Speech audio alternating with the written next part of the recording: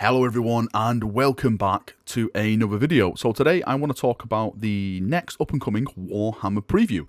I keep getting asked this a lot over on my streams and some of my content videos, stating, hey Varak, what's going to be in the next Warhammer Preview? When is the next Warhammer Preview? That's probably the main question. And we literally have no idea when it's coming. We know it's coming in May, but we don't know when in May it's going to be coming. The actual text from the last Warhammer Preview, Preview 3, states, this Warhammer Preview comes to an end. Again, that's in reference to Warhammer 3. But don't be sad, because there's more to come. Yep, although we've given you free looks into the future, we have even more to show you. Keep an eye on the Warhammer community website in early May for more information when you can expect the next preview, and make sure you do, because you really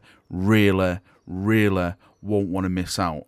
So again, there's free reelers in there, but just maybe GW hyping it up just a tad little bit. Now, I personally feel that the next reveals we're going to be getting is going to be linked to Warhammer Fest. For those of you who don't know, Warhammer Fest was supposed to happen on the 2nd and 3rd of May. The past weekend that's just gone, I'm recording this on the 6th of May, so really we should have had some big reveals now. A lot of people were hyping this one up because there was a lot of talk about a new 40k edition, of course the Psychic Awakening coming to the end, what's next in the whole narrative campaign, you know, maybe like a new box set announced for 40k. There was so much talk about it, there's so much hype about it, but of course nothing has been shown as of yet. Now again, the text states on the website, keep an eye on the Warhammer community website in early May for more information about when you can expect the next preview. Now the main thing there is early May. It's kind of early May now.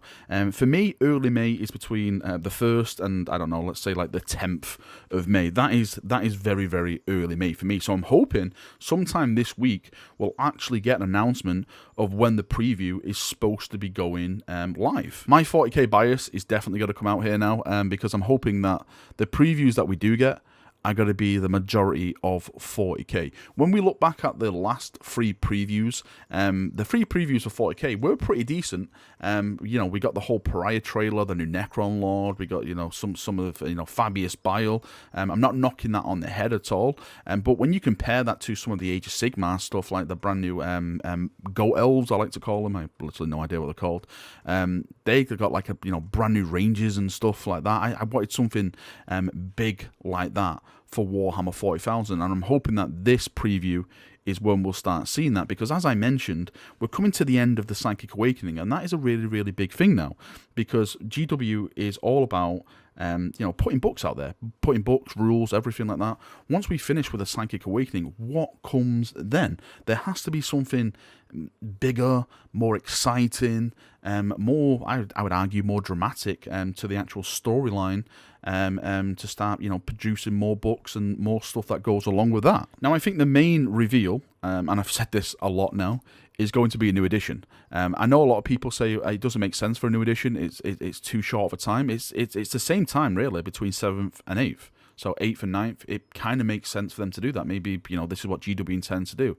A 3-year, 4-year turnaround on an edition. Now, when I say a new edition, I've stated this so many times, I don't think it's going to be like a brand new edition where it's like 7th to 8th, where it completely changes the game at all. I don't think it'll be that. I think it's going to be more like an 8.5, where it changes some of the aspects of the game, but doesn't really change the game as a whole. If we've been looking at 40k the past, what now?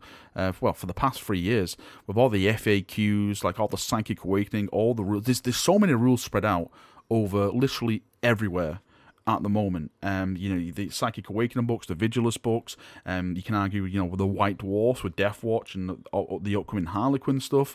There's literally rules everywhere. So maybe like a brand new edition that condenses it all, you know, a brand new book with everything in, rather than, you know, taking like 20 books to a bloody event just to play like, you know, a one single army. And of course, when you have a new edition, you always get a new box set, a starting box set. Now, this is the thing that interests me the most. This thing that gets me excited the most, because there's so many possibilities out there. There's so much talking about what could potentially happen. When we have new editions, you normally find that these big things happen. So with 8th edition, the big things happened is that there was Primarchs going back. Guilliman returned to lead the Imperium. Mortarion was there. Magnus was there. You know, there's demonic Primarchs. And GW got to carry on that trend of bringing big characters back. Of course, I would love to see more Primarchs. You can have so many Primarchs going back, really. You could have Fulgrim, and he could bring all the Emperor's Children shenanigans with him, Noise Marines, you know, new Lucis the Eternal models, you know, all that kind of stuff. Again, that's the same with Angron, Demonic Primarch.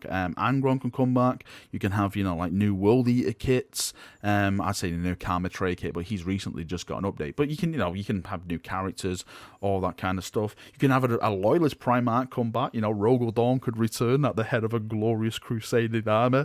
Lion, you could have a Lehman Russ, you can have Jagatai Khan, Korax and stuff like that. The potential out there for big characters is just where, you know, our imagination takes us, and we've done videos about that in the past, and we've fanboyed over, you know, how they potentially come back and all the really cool stuff that goes with them. But you can also apply that to the Xenos stuff as well, and I've spoken about this with the Silent King, because Necrons seem to be getting some love, well, especially so in Pariah. That new Necron model is absolutely fantastic, and I keep hearing the rumours about Necrons. The main rumour I keep hearing is a Space Marine versus Necron box set, which could have some pretty cool potential in there. Maybe, you know, like a brand new HQ character. I'm not saying that the Silent King will be in there, but if we're going to have like a big character return to 9th edition, you know, I wouldn't mind the Silent King. I think that could be pretty cool for the Xenos players. You know, we've had Primarchs returning and everything like that. Why not the Xenos get like a massive character return to the fray? And the Silent King is probably one of the biggest characters you can have from a Xenos, from a Necron standpoint anyway, because he's like, you know, the granddaddy of the Necron race. So having him come back could be a pretty big deal for the Necron players, and, you know, 40k as a whole. Of course, when we talk about box sets are always a really, really good deal. Like the Dark Imperium box set, I still recommend that to people today. And when that first dropped, that was £95. You got the rulebook in there, you got 2 AMs in there, of course, Death Guard and Primaris Marines. Like I said, the rumour is the Necron versus Space Marines, and I think if that is right, and it is correct, I'm sure that's going to be Primaris stuff in there once more. I know people argue about Firstborn Marines and stuff like that, but the way that GW has been making stuff recently, it's all about the Primaris Marines, and we still have the Primaris Bikers and the Primaris Landspeeders, which still haven't been shown off yet. I know a lot of people say, no, it's fake, it's a Photoshop. It's not. It's happening. I know it, really, it's happening. Trust me, if you're ever going to trust me at anything in your life, trust me that Primaris Bikers and the Primaris Landspeeder is definitely happening. So maybe that is waiting in the shadows to be announced for 9th edition, and maybe that could be potentially in the next box set. That could be a pretty cool thing. If you have like a Landspeed and a couple of Bikers in the next box set with maybe like, you know, a fancy new HQ character. Some people have pointed out the way that GW have been doing their things recently is kind of what AOS has been doing, and where they release chambers. So you have certain chambers which is attached to AOS thing. Sorry, I don't really know them, but the chambers that we've had so far is like the stealth chamber, you know, for the Primaris, and the next one could you know, potentially be the speed chamber, let's say, which is like the bikes and stuff, and then the potential after that could be like the heavy support chamber, like more Gravis options and all that kind of stuff that goes along with that. So maybe the marketing is similar to when they start deploying Space Marine forces. The sky's the limit, really, when it comes to new Space Marine reveals. I know you all talk about Space Marine reveals. I'm sorry, Xenos players. I'm a Space Marine fanboy. What do you want me to talk about? Eldar? I'd rather dig my own grave.